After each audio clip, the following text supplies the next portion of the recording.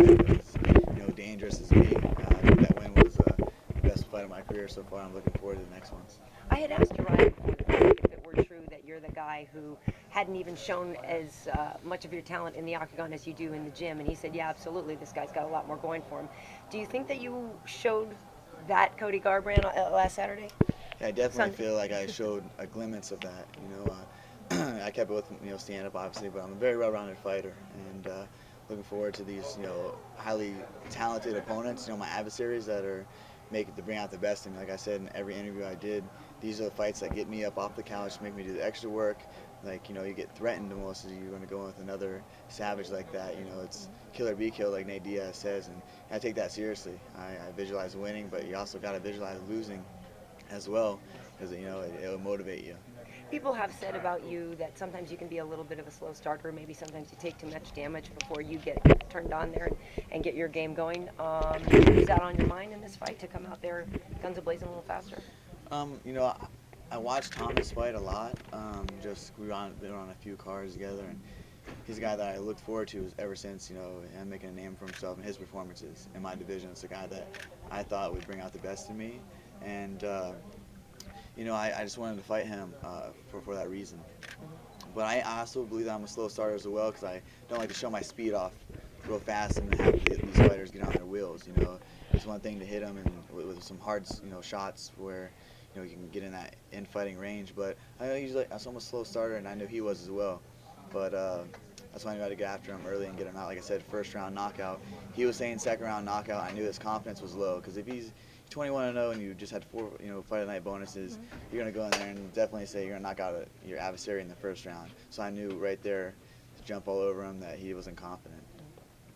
You guys had some stuff like happening in the hotel before the fight, though, between you and his team. After that, you guys talk to each other or something like that? Yeah, definitely. I respect every one of my opponents, adversaries that are in there trying to dethrone my dream and derail my goals.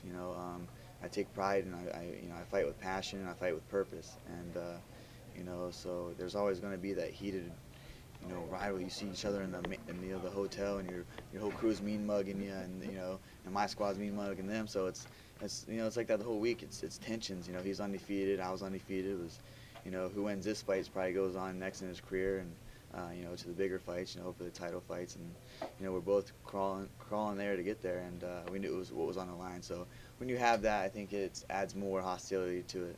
How much value do you place on being undefeated? Being undefeated is amazing. It feels good. I worked hard for it.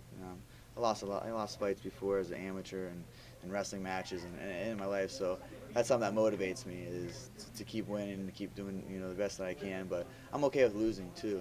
If I go out there and try my best and fight my heart out, and know I left it all in the cage. If my adversary beats me that way, then I'll be okay with losing. I think that's how I fight. I fight with fear. I have no fear in there. I've already lost so much, before, and I came back through everything. So I feel like if the worst thing happens in my life, if I lose a fight in the UFC, then I'm living a good life. So I go out there and try to, get the job done and entertain some crowd. You talked about that, your past. How much is that past that you've had, those kind of knockdowns through life, to just kind of help you keep motivated for the fights that you have now? It's everything. I always remember the start. I remember my mom struggling just to get us into wrestling and get us the wrestling singlet and the shoes, and how happy we were as kids when we get a Christmas present, maybe wrestling shoes or a headgear. And my mom was there for me since day one, and so her struggle, her beginning to give us our best beginning. She got us on 2 feet, and now it was our turn to go and get over the adversary, all the adversity. But I always remember the start. That keeps me motivated for sure. A lot of talk about you and Dominic Cruz. Right now, obviously, he's fighting your teammate Uriah Faber, but what do you make of Dominic as a champion, and are you really already having your sights set on him? Like I said before, I've visualized me knocking that dude out since I was 16 years old, when he was in the WEC, and that's the guy that I knew I was going to lock horns with one day. And now it's surreal. It's almost about to happen. So I've been getting ready for him mentally. Now it's just putting the physical camp in and getting the call. But I know, he's a great fighter, but my style, I'll knock him out 10 times out of 10. So Cody, you said on Tuesday you want 203 Caraway. Caraway then says he wants a title shot. You then meet with the UFC later on in the day. Did Did you get what you wanted? You know, we haven't really discussed, you know, talking about the next fight. I told him I'm a company man. I believe my performance was better than Caraway's against Aljamain, so I don't believe that he deserves a title fight over that. You know, if anything, fight me at UFC 203, and you know, for the #1 contender spot, and then we'll go from there. Do you think it's going to happen? Are you confident? I'm confident. Yeah, I'm confident that I hope that I get that fight in Cleveland. That'd be amazing. But whoever I dance with on that night, it's going to be a bad night for them. That's my home state, and I really turn up when, you know, more pressure and, you know, coming home and fighting in front of the hometown crowd really motivates me. So I'm ready to fight whoever. What's it like getting the red carpet treatment at the Zuffa headquarters, taking a selfie with Dana White a day after or 2 days after your win? Is that kind of surreal? All of this happening very quickly for you? Sometimes, you know, it's fast-paced, but I always constantly remind myself in my mind to just, you know, be thankful, enjoy the process. You worked hard for it, and, you know, just to stay humble and hungry. Dominic said this week that Uriah would beat you. He doesn't want to fight you. Yeah. But that you don't want to. What was it? Uriah doesn't want to fight you, but he would still beat you. I think that was the scenario that he laid out. Did you hear his comments? Yeah, I definitely heard his comments. Because Dominic's a pussy. You know what I mean? He was trying to put a fight between me and Faber because he's scared to fight me because he knows I knock him out. I'm already in the champ's head, and you know, you should be worrying about your adversary in Faber, who's, you know, that guy's when the lights turn on too. He's a gamer. He's, you know, Cruz wants to say hasn't touched the belt in 4 years, but still, Faber has been active for that 4 years and still stayed at the top, waiting to get another shot at you. So that's dangerous as a guy that, as what he did. You know, Faber stayed there active and still stayed at the top and got another title shot. So, and he's his first loss. You know, they had a close fight the last fight, and like I said, Faber's been on top that whole time that Dominic was sidelined. You know, so Dominic shouldn't overlook Faber in this fight. He's looking amazing in camp, and I'm excited to see him go out there and get this strap. Do you think those comments he was just trying to stir the pot a little bit? Oh yeah. Affect your relationship Yeah, with Faber? for sure. You know, he thought that, you know, the whole TJ situation, you've seen how that, you know, really affected the team because we are a close-knit group and we care about each other. You see in the embedded show after my fight, they're jumping around, hugging each other. And it's a family. And I'm very thankful to have that family and those teammates and brothers and sisters that we have. So, yeah, Dominic's trying to be, you know, instigator, you know, trying to be a bully. And I don't do well with bullies. I beat bullies up my whole life. That's why I was always in a lot of fights in school because I would beat the bully up. And Dominic's trying to be a bully. How much does it bother you that Team Alpha Male has become the source of so much drama for fight fans? You know, I was drawn to Team Alpha Male when I was younger. They was always in the news or in the headlines, and I remember watching YouTube videos of them training. I was like, damn, that looks fun. They're out there running. Faber's got a shirt off. He's got his hair blown in the, you know, and his hair blown in the air. You know, I'm like, oh, this is cool. I'm from Ohio, so California looked cool to me. So I was attracted to it. And you know, you got haters and you got supporters, but just like anything, we got over it. You know, we had that period of time where, you know, we were there, and you know, we had your doubts even, but we came together. Araya always brought us together and had meetings and kind of like family. You know, you go through that as a family sometimes, and you stay together and you talk through it. And that's what we did. We all stayed on the same game plan, and the guys that stayed, and you know, we saw we had to cut the fat out from, you know, everything that happened, and brought new coaches in.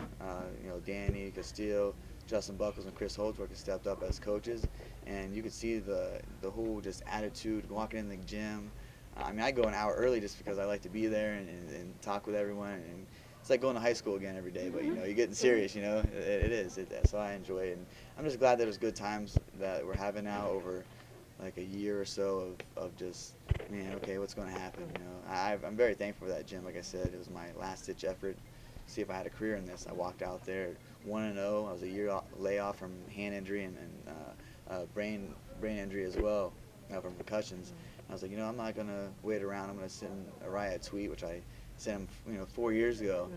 And I remember him tweeting me back, and you know, I made it out there, and it was great. You know, he tweeted me back saying, yeah, come check us out. It took me 4 years to get out there, you know, so I knew when I got out there, that was my ticket. That was my ticket, just to work hard, and you know, and he's helped me out, took me under his wing, taught me how to be a real martial artist. You know, I was just, you know, a street fighter, a wrestler, a boxer. So to really to live that martial arts lifestyle that he practiced or that he does, he practices what he preaches. So I'm very You kind of thankful. did that with Joseph Benavidez to a degree as well. Everybody. So what is your relationship with TJ? TJ, I don't know.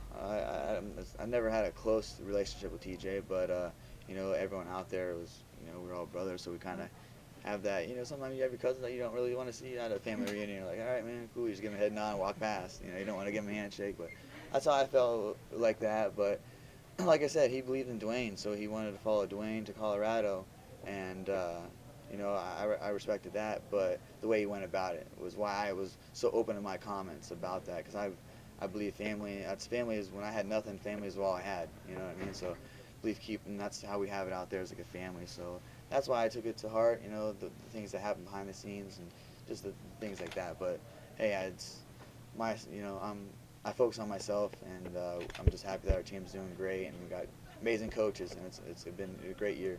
Cody, in a previous life, you were a boxer, so I'm just curious if you had any thoughts on the passing of Muhammad Ali. Yeah, I mean that we found out yesterday at Faber's, you know, dinner, so it was all up. Faber just did the speech, and we were all pumped up, and you know, news late, we found out Muhammad Ali has passed away, and you know, it was sad. It was, you know, definitely sad. It's a legend of the sport, and I don't think that he didn't do all he did that combat sports would be where it's at today. So forever grateful for him and what he did for the sport. Thank you. Thank you.